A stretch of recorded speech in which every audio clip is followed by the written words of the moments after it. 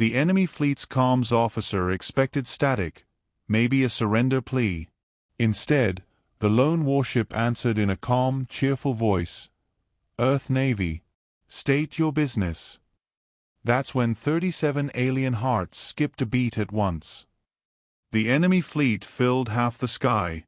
From the bridge of the ENS Resolute, it looked like a moving wall of steel and teeth, layered gun platforms, missile spires, and hulls bristling with turrets. To anyone else, it was the end. To Commander Jack Sloan, it was Thursday. The comms panel flickered with the incoming hail. His second officer, Lieutenant Harris, glanced up. "They're calling us," she said. "Of course they are." Sloan sipped from a chipped white mug with the faded print world's okayest uncle. "If I had that many guns pointed at one ship, I'd want to brag about it too." Harris hesitated. "You're going to answer, sir?" Sloan set his mug down. "With enthusiasm." The alien commander appeared on the forward holoscreen, a reptilian with glistening scales the color of rust, wearing enough metals to be mistaken for armor plating. His voice had the oily confidence of someone who'd never lost a fight. "Unidentified vessel, this is Warlord ZYR Lack of the Threx Dominion. You are trespassing in restricted space. Identify yourself and surrender for inspection." Sloan smiled, warm, polite, the kind of expression that could sell lemonade to a cactus. "Well now, afternoon to you too, Warlord. Name's Commander Jack Sloan, Earth Navy. And I'd hate to trouble you fine folks with boarding. Ship's a bit of a mess. Been meaning to tidy up." Zuerlak's slitted eyes narrowed. "Earth Navy? Never heard of it." "That's all right," Sloan said cheerfully. "We're not much for introductions. More the show up uninvited and leave a lasting impression type." Behind ZYR Lack, alien officers exchanged puzzled glances. One of them, an insectoid with shimmering green carapace, whispered urgently into a datapad. ZYR Lack ignored it. "You are alone, human. Your weapons cannot match ours. Why are you here?" Sloan leaned back in his chair, fingers laced. "Honestly? Scenic route. And I heard this nebula's got the best fishing in the quadrant." The alien commander blinked slowly. "Fishing? Yep. Big hobby of ours. Sit still, wait for something to bite, reel it in. Very relaxing. Also works in space." A low chuckle ran through the Resolute's bridge crew. Zuerlak's tail twitched, either irritation or confusion. The insectoid, Clooney, according to the Dominion's officer records, spoke up. "Sir, their database footprint is sparse. No fleet registries, no detailed specs. Only scattered conflict records, redacted in multiple archives." ZYR Lack's crest flared. "Irrelevant. They are one ship." Sloan's voice softened, friendly as a neighbor discussing lawn care. "One's all you need if you know what you're doing, Warlord." That earned him a glare. He continued as if discussing the weather.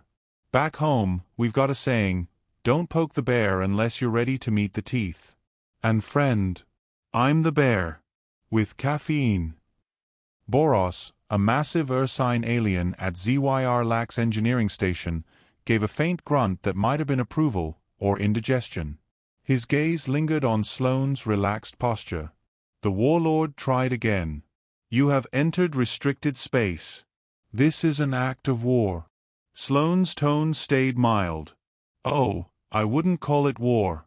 Not yet. More like an awkward first date." "What?" "You know, two strangers sizing each other up. One of them hoping the other doesn't pull out a plasma cannon halfway through dessert." Harris leaned close to Sloan. "Sir, you're provoking them." "No," Sloan murmured. "I'm letting them provoke themselves." On the alien flagship, ZYR Lack's tail lashed the deck. "We could destroy you in seconds." Sloan's eyes twinkled. "You could. Or you could keep talking to me and learn something useful. Maybe even go home with all your ships intact. That'd be a story, wouldn't it? A beat of silence hung between the fleets, broken only by the faint hum of the Resolute systems. Zuarlak finally growled, "State your purpose." "Tourism," Sloane said. "Also, bit of a public service. See, this part of the nebula's got some, shall we say, hidden hazards. I'd hate for anyone to run into one." Clooney tilted her head, antennae twitching. "What hazards?" Sloane gave a lazy shrug. "Now, if I told you that, it wouldn't be much of a surprise, would it?" The comms officer on the Resolute discreetly tapped a control. A barely audible tone pulsed through the bridge. Outside, the ship's position shifted, just a nudge, into the denser part of the nebula. Harris watched the readouts. "Sir, we're in the inner drift zone." "Perfect," Sloane said, still watching Zuarlak. "Best fishing's always close to the rocks." The alien commander leaned forward. "Do you mock me, human?" "Not at all. I'm just folksy by nature." Sloane's tone brightened. "Tell you what, ever had sweet tea?" Zuarlak blinked. "Tea? That is sweet?" "Exactly. Served over ice. Lovely on a hot day. I'd offer you some if you were here. Which, incidentally, I don't recommend." Behind Zuarlak, Boros rumbled softly. Clunia's compound eyes flicked between her readings and Sloane's face, unease beginning to creep in. Sloane reached for his mug again. "Well, Warlord, this has been delightful, but I imagine you've got somewhere to be. Conquering worlds, intimidating merchants, that sort of thing." "You will surrender your vessel." "Tempting," Sloane said, setting the mug down, "but I've got prior engagements." Zuarlak's voice sharpened. "You are in no position to." Sloane cut him off with the same easy drawl. "Careful now. Wouldn't want to start something you can't finish. Trust me, Warlord, you wouldn't like how it ends." For the first time, Zuarlak hesitated. His eyes darted to Clooney, whose mandibles shifted in a gesture of warning. Boros' furred ears angled back. "On the Resolute's bridge," Harris whispered. "Sir, they're scanning us again." Sloane's lips curved in a faint smile. "Let 'em look. They won't see what matters." Zuarlak's gaze hardened. "Earth Navy," he said slowly, as if tasting unfamiliar words. "You claim to represent your species?" "I do," Sloane said simply. "And your people send you alone?" "Not alone," Sloane replied, voice light, almost playful. "Never alone." The channel closed abruptly. Zuarlak's image vanished. On the sensor display, the Dominion fleet began a slow, cautious repositioning. Harris let out a breath. "What just happened?" Sloane leaned back, eyes still on the tactical map. "They think they're hunting a stray. Let's give them a reason to keep thinking that." Outside, the Resolute drifted deeper into the nebulous shimmering veil, vanishing into light and shadow, as if the lone warship were exactly what it appeared to be. For now. The Resolute drifted like a lazy shadow, her hull lights dimmed to a faint amber glow. Around her, the nebula swirled in muted reds and pale blues, clouds dense enough to hide a fleet, thin enough to pretend they didn't. Lieutenant Harris glanced at the scanner display. "They're holding distance, sir. 500,000 clicks. Tight formation." "Good manners," Sloane said. "Wouldn't want to crowd the neighbors." On the alien flagship, Zuarlak paced, claws tapping the deck. "Open channel." The hololink snapped back into life, filling the Resolute's bridge with his looming figure. "Human," Zuarlak said, "we will grant you one chance to surrender and be treated with restraint." Sloane's expression brightened. "Why, Warlord, that's downright neighborly of you." He tilted his head. "Though, you'll forgive me if I pass. I have a policy about not climbing into strangers' airlocks." Clooney stepped into view beside Zuarlak. Her voice was precise, almost too calm. Commander Sloan, your records suggest an unusually high casualty ratio for such a small navy. How is that possible? Sloan's eyes crinkled. We're efficient. And lucky. Mostly lucky. Boros' deep rumble came from off-screen. Luck doesn't sink cruisers. Sloan chuckled. True. But planning does. And patience. He tapped a finger on his armrest in slow, deliberate rhythm. Speaking of patience, I was just about to pour some tea. You folks drink tea? Zuelak's nostrils flared. This is not a negotiation over refreshments. It could be, Sloan said lightly. Diplomacy's a lot like tea. You've got to let it steep before you taste anything worthwhile. Harris muffled a cough that sounded suspiciously like a laugh. On the alien bridge, Clunies' antennae twitched. Sir, our long-range scans show increased gravitic fluctuation inside the nebula. Possibly artificial. Zuelak waved it off. Interference. This human is buying time. Sloan smiled, a touch of steel under the charm. If I were buying time, Warlord, you'd never know it until the bill arrived. A silence followed. Even over the hololink, the tension was tangible. Sloan leaned forward. You want to know why I'm here? Truth is, I was passing through. Then I saw you headed for this little patch of space. Thought maybe I should check the water before you jumped in. Water. Zuelak repeated. Figure of speech. Back home, we don't dive into a pond without checking for gators first. Boros' eyes narrowed. What's a gator? Big scaly thing with teeth. Likes to grab you from underneath when you're not paying attention. Sloan's grin sharpened. You'd like them. Clunies' voice dropped. Warlord, perhaps we should. No. Zuelak cut her off. This Earth Navy is a bluff. One ship cannot threaten us.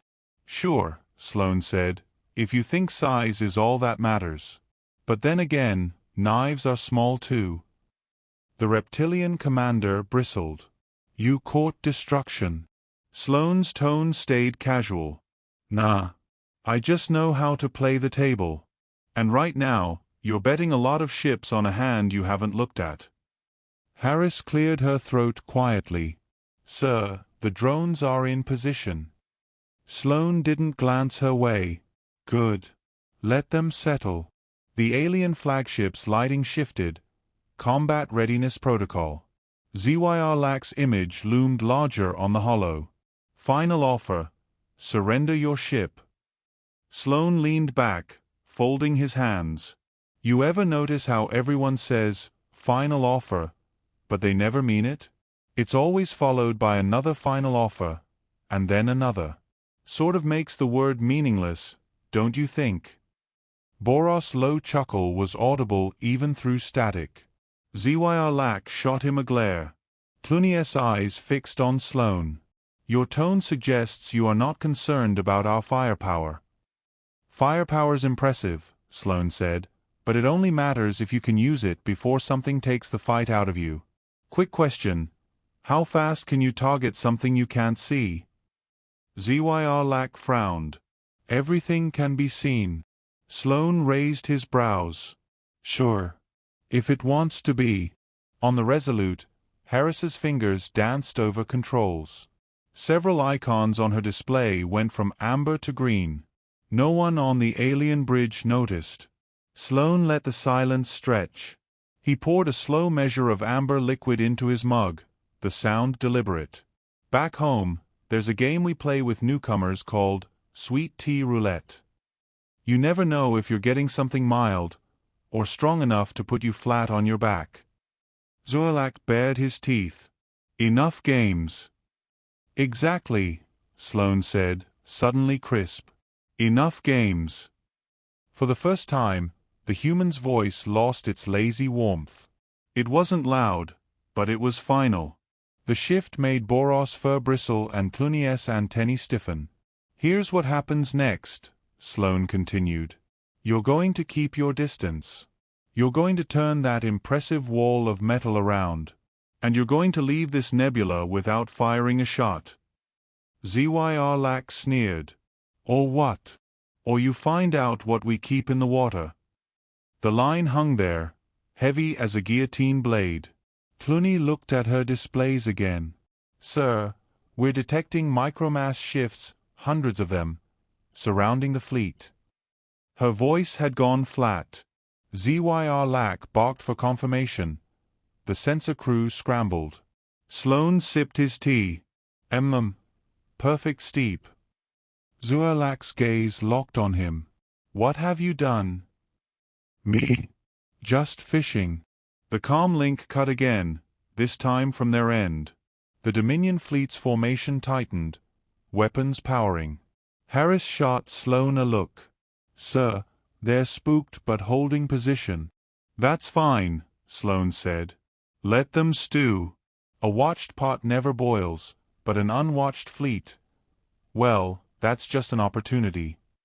He stood, stretching as if he had all the time in the galaxy. Keep us drifting. Let the nebula hide the hook. Harris smirked. Hook. Sloane's eyes stayed on the tactical display, where the Dominion fleet floated, unknowingly surrounded. Every fisherman's got one. Ours just happens to have warheads. The moment the Lorik flagship opened fire, the void bloomed in silent violence. A pale spear of energy lanced toward the Resolute, so fast it blurred against the stars. Before any of the alien captains could breathe, it vanished, absorbed into a ripple of faint blue light across the human warship's bow. Was that a shield? The Norathi commander's voice cracked over the open channel. His kind prided themselves on precision and calm. This sounded more like a panicked schoolteacher watching a student disassemble a bomb with bare hands. On the bridge, Captain Elara Vance didn't even flinch. She was leaning on one elbow, sipping what appeared to be black coffee from a battered ceramic mug. Her uniform was pressed to inspection standards, hair tied back, boots polished to a mirror finish. She looked like she belonged at a diplomatic reception, not standing in the crosshairs of a dozen hostile fleets. Helm, adjust 2 degrees starboard. Let's not keep them waiting, she said casually, as if repositioning a deck chair. The Lorik flagship's second shot never landed. Resolute rolled with impossible smoothness, the beam brushing empty space where her hull had been. Human Captain, Admiral Carr of the Korth Dominion growled over comms, you are hopelessly outnumbered. Surrender your vessel, and perhaps we will grant mercy. Vance set her mug down with a deliberate clink. Admiral, I'm touched. Truly. But mercy is an awfully big promise to make before you know the rules of the dance. The bridge crew, all human, didn't need further instruction. Fingers flicked across controls. Hatches slid open somewhere deep in the belly of the ship. A low hum filled the Resolute, more felt in the bones than heard. Carr's voice sharpened. What is that sound? Metronome, Vance said lightly. Helps us keep tempo. 3 enemy cruisers broke formation, banking hard to flank the human vessel. The moment they crossed a certain invisible line in space, the Resolute spat a scatter of kinetic slugs, solid tungsten, accelerated to near-light speed. No flash, no heat bloom, just instant, brutal disassembly of 3 warships into glittering debris. A dozen alien species across the gathered fleet spoke at once, their languages overlapping in confused, horrified static. Commander, Vance said, without raising her voice, open our forward channel. I'd like to say something to everyone listening. The ship's AI confirmed with a soft chime. This is Captain Elara Vance, Earth Navy. You fired the first shot. We've politely returned it. I suggest we discuss terms before anyone else here makes the mistake of thinking we're the polite half of our species. The silence that followed wasn't peaceful. It was tense, brittle. The kind of silence before an avalanche. A voice broke in, trembling, You cannot win against all of us. Win. Vance's smile was small, polite, and utterly humorless. Oh, you think we came here to win? That's adorable. Her eyes flicked to the tactical display. Behind the enemy formation, hidden in the static fields of a nearby gas giant, faint IFF tags were starting to appear. Small, agile human corvettes moving in coordinated arcs. The trap was closing, quiet and invisible. In the alien war councils, chaos bloomed. Half their captains began arguing over whether to retreat. The other half were shouting to fire everything at once. None noticed that the Resolute wasn't aiming its main guns at any of them. Carr snarled. "This is your final." "No," Vance interrupted, her voice calm but carrying iron undercurrent. "This is your final moment to choose whether this ends as a misunderstanding or as an object lesson."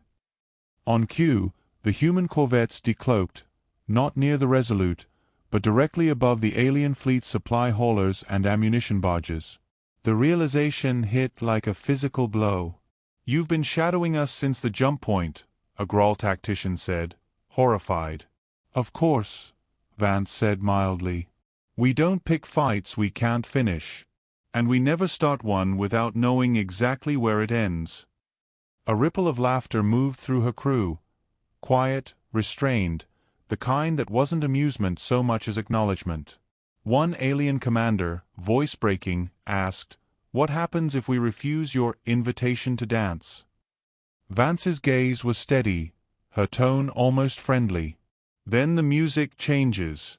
And I promise, it's very hard to sit still when the drums start."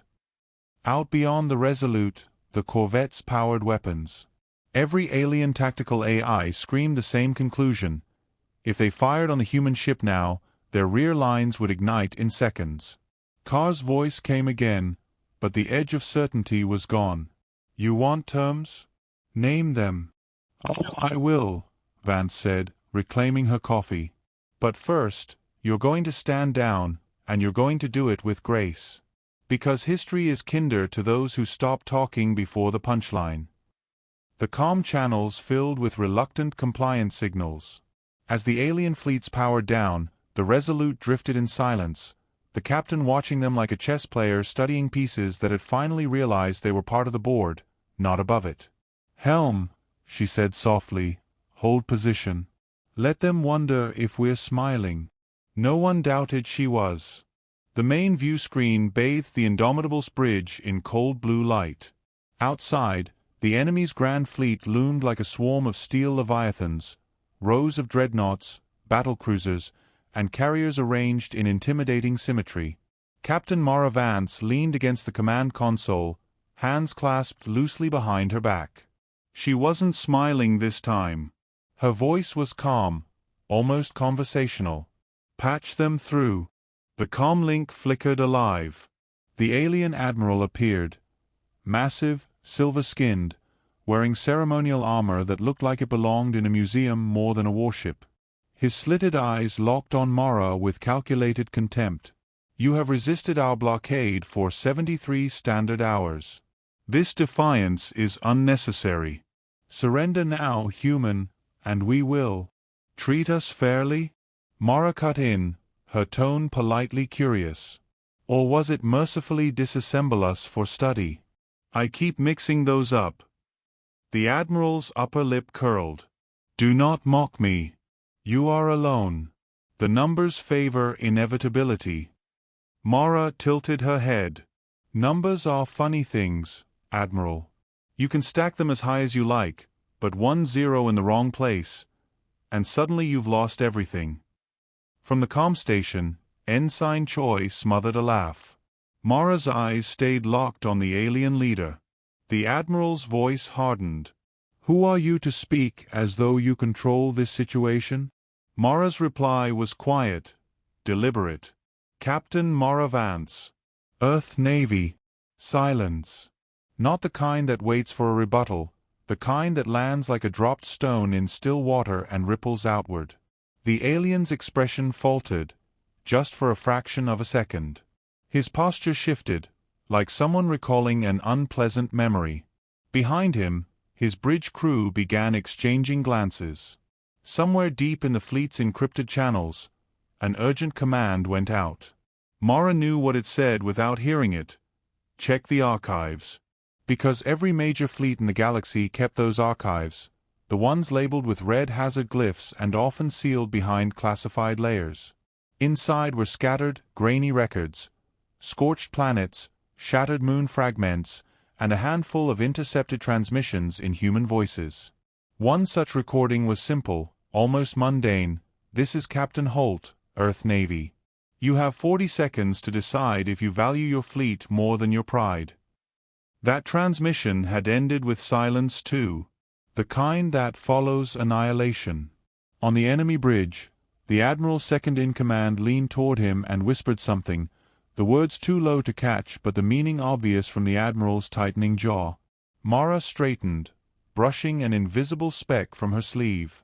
"I'll make this easier for you," she said. "Turn your fleet around and I'll pretend we never met." The admiral tried to rally. "You threaten the sovereign armada with pretend mercy?" Her eyes softened, but her voice was steel wrapped in silk. "No, Admiral. I'm offering you the best deal you'll ever get.